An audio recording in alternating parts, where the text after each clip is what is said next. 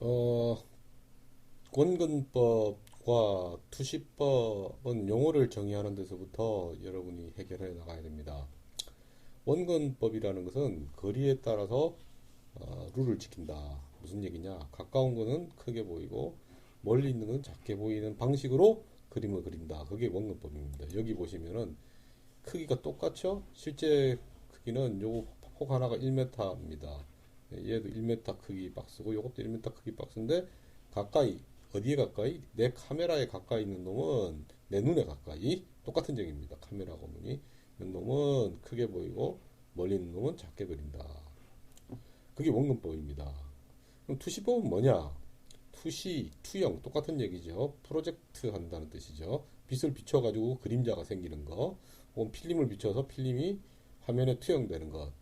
그게 요거 지금 상태하고 똑같은 겁니다. 안에 있는 이 물체들을 우리 이 디스플레이에다가 투영시켜 주는 거죠. 요 투영하는 것. 이거를 투시법, 프로젝션 그렇게 얘기하는 겁니다. 그러면 그 투시를 하는 방법이 여러 가지가 있습니다. 여기 이렇게 보시면은 지금은 요게 퍼스펙티브라고 돼 있죠? 요 퍼스펙티브라는 말은 원근감이 있는 걸 뜻합니다. 다시 말해서 원근법으로 그려놓은 걸 뜻하고 요거를 레프트 뷰 이렇게 봤죠. 레프트 뷰, 탑 뷰, 프론트 뷰, 정면, 측면, 위에서 보는 하늘에서 보는 그림 이렇게 보는 거를 삼각법이라고 그래요. 삼각법은 투영법 중에 하나인데 뭐가 없다? 거리감이 없는 겁니다. 원근법이 적용이 안 됐다는 뜻이에요. 자, 여기 보시면은 이 박스는 멀리 있고 여기 표시되는 박스죠. 이 박스는 가까이 있죠.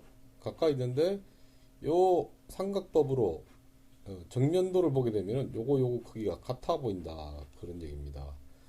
이렇게 보는 이유는 건축이나 이런 도면이 정확한 치수가 필요할 때 치수를 비교해서 볼 수 있죠. 요거 같은 크기 이렇게 볼 때는 요런 투영법을 쓴다. 삼각법을 써서 정면과 측면 비교해보고 위에 거리가 얼마나 떨어져 있는지 그런 것들을 봐야 될 때는 이렇게 떨어진 거를 쓰게 되더라 그 얘기가 되겠습니다.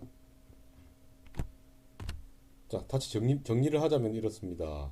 투영, 투시, 프로젝션 다 똑같은 얘기입니다. 그죠? 여러 가지 투영 방법이 있습니다. 어, 지금 이 삼각법, 정면, 측면, 탑 이렇게 보는 것 또는 뭐 육각법에서 밑에까지 보이는 것, 바텀 뷰 그런 것도 있지만은 주로 삼각법을 많이 쓰게 되더라. 그것도 투영법, 투시법의 일종입니다. 원근법은 뭐냐?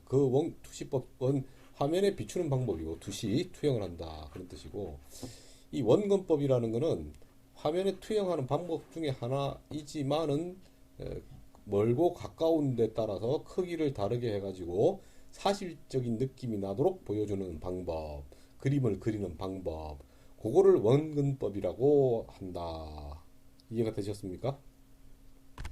자, 다음은 시점, 다시 말해서 뷰 포인트, 뷰 포인트 시점이라고 하는 것.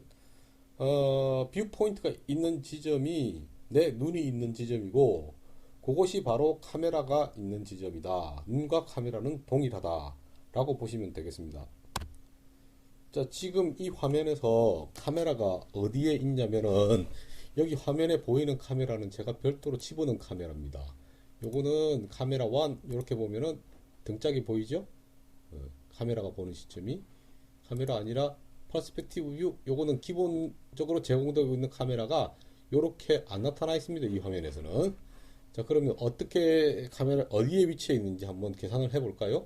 카메라가 이 기본 카메라는 어디에 존재하고 있냐 봅시다.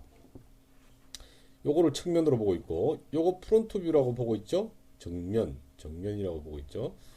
지금 요렇게 보여지는 게 기본 카메라를 통해서 보여지는 겁니다. 그죠? 요렇게 퍼스펙티브 요렇게 보여지고 요렇게 보여지는 것. 요거 기본 카메라를 통해서 보여지는 겁니다. 자, 여기서 카메라가 어디쯤 있냐? 이렇게 보시면은 요거를 보고 있는 카메라는 요 사람 앞에 있죠?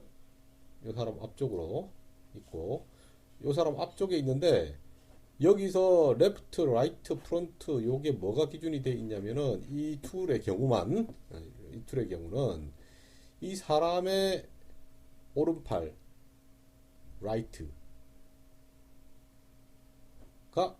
라이트 뷰입니다. 자, 보시면 라이트 뷰라고 클릭해 보면 이 박스가 이 사람을 가리고 있죠? 이 박스가 이 사람을 가리고 있다면은 이쪽에서 보는 겁니다. 이쪽에서. 그죠? 이 팔, 이 사람의 오른팔 쪽에서 이게 보는 게 라이트 뷰. 이쪽에서 보는 게 라이트 뷰. 그 다음에 레프트 뷰는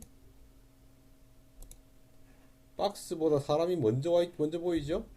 이쪽에서 보고 있다는 뜻입니다. 어디가 프론트 뷰예요? 사람 앞쪽에서 보는 것. 요게 프론트 뷰. 백 뷰. 이렇게 보면 어디서? 등짝이 보이죠? 뒤쪽에서 보이는 방향이 백 뷰다. 그 기준으로 요게 레프트, 요게 백, 요게 탑, 요게 프론트 이렇게 나뉘는 겁니다. 자, 이제 카메라하고 시점을 수평선과 함께 설명하기 위해서 조금 화면을 조정해 놓겠습니다. 현재 우리가 보고 있는 요 퍼스펙티브 원금 뷰에서는 카메라가 기본 카메라를 통해서 보고 있죠. 거기에서 봤을 때 제가 집어넣은 기본 카메라 말고 카메라 1은 여기에 있습니다. 반대편 뒤쪽에 있죠. 뒤쪽에 있습니다. 자, 그 위치를 확인해 보면은 자, 기본 카메라는 사람 앞쪽 오른쪽 약간 위, 앞쪽 여기 오른쪽 약간 위에서 보고 있지만은 삽입한 집어넣은 카메라 1은 등 뒤쪽에 약간 위에서 밑으로 내려다보고 있죠. 등 뒤쪽 위에서 밑으로 내려다보고 있습니다. 확인이 됐습니까? 약간 위에 지점에서 등 쪽을 바라다보고 있죠. 여기가 이렇게 이쪽이 앞쪽이 앞을 바라보고 있는 사람 얼굴 부분 바라보고 있는 여기가 뒤쪽 등짝 쪽이죠. 등 뒤쪽에서 이렇게 바라보고 있습니다. 보이시나요? 자, 요거 확인하시고 그 다음 넘어가겠습니다. 여기서 제가 이제 카메라를 요 뷰의 카메라를 퍼스펙티브가 아닌 카메라 1에서 본 카메라 1도 퍼스펙티브 카메라예요. 원근법으로 보고 있습니다. 자, 뒤에 가서 보고 있죠. 뒤쪽에서 앞을 보고 있죠. 등 뒤쪽에서 이걸 보고 있는 지금 현재는 카메라 1입니다. 뒤에서 등 뒤쪽을 비추고 있죠. 뒤쪽에서 등을 비추고 있죠. 요거는 원근법이 아니기 때문에 카메라하고 사람하고 크기가 그죠? 박스도 같은 크기로 보인다. 그 설명을 드렸죠. 자, 요거를 제가 카메라 위치를 조금 이제 옮겨 볼 겁니다. 자, 이 카메라 1을 위치를 어디로 옮기느냐? 사람 앞쪽으로 갖다 놔 볼게요. 점점 다가갑니다. 그죠? 다가가니까 커지죠, 사람이? 박스를 지나갔습니다. 이 상태에서 회전을 드르르르 돌려가지고 뒤쪽을 바라보겠어요. 뭐가 보이죠? 요 박스가 이제 보이죠? 시야에 들어왔습니다. 그죠? 자, 요거 조금 더 멀리 해가지고 뒤로 조금 더 물러나 보겠습니다. 이렇게 뒤로 물러나니까 사람 앞면이 보이죠? 그죠? 앞면이 보이면서 박스가 요놈은 크게, 요놈은 작게, 요놈 크게, 요놈은 작게. 여기는 원근법이니까 멀리 작게 보이게 그려집니다. 자, 이 상태에서 측면에서 카메라가 어디에 와 있는지 지금 확인해 보죠.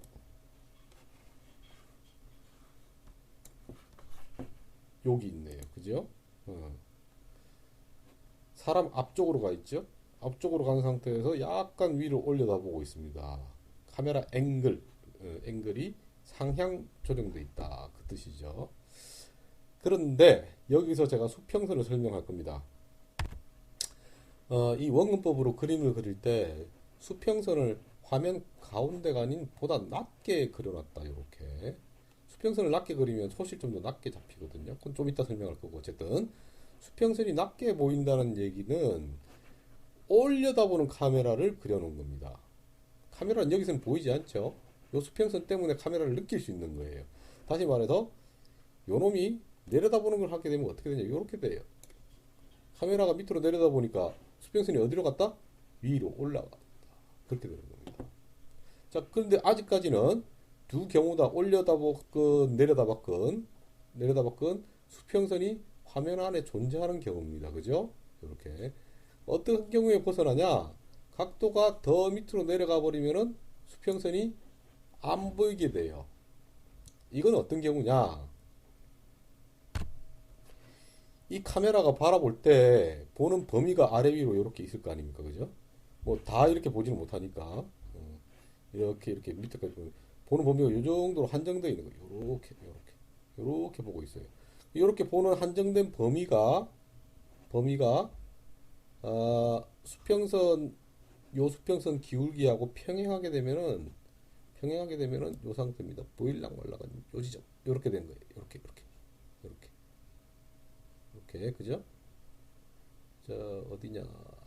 자 보일락 말락 여기 얘기하는 겁니다. 지금 보일락 말락 이 수평선이 여기 화면 위에 걸쳤죠? 요 카메라의 윗부분, 카메라 영역의 윗부분이 이렇게 비추고 있던 얘기입니다. 윗부분이 커버하는 영역이 요 선이 수평선하고 평행하면 요 경우가 되는 거예요. 여기서 조금 더 위로 올라가 버리면은 요 선이 어떻게 된다? 요렇게 기울기가 되겠죠? 요렇게 기울기가 되겠죠? 평행한 상태에서 요렇게 되면은 요 선이 이 화면 영역 안으로 들어오는 겁니다.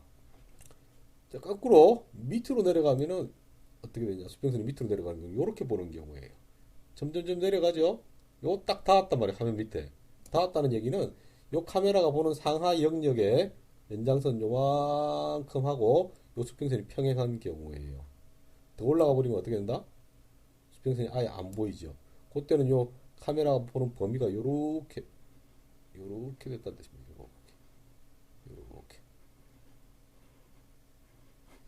자, 요거는 이 카메라의 연장선 범위라는 거는 뭘 말하는지 시각적으로 제가 보여드리도록 하겠습니다.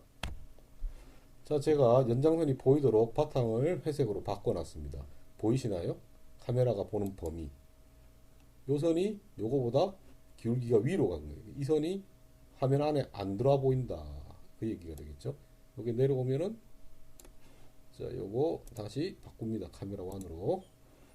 보이죠? 이 선이. 다시 이렇게 올리면은 안 보이게 됩니다. 이렇게 내리는 것도 마찬가지. 수평선이 안 보이게 되죠.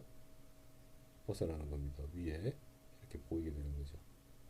요거를 카메라 원에서 다시 퍼스펙티브를 바꾸면은 이 카메라가 보여주는 영역 이렇게 나타나죠. 요거 범위 안에 수평선이 들어왔다 나갔다 하는 경우를 제가 보여드린 겁니다. 수평선 화면에서 수평선이 의미하는 것 이해가시죠?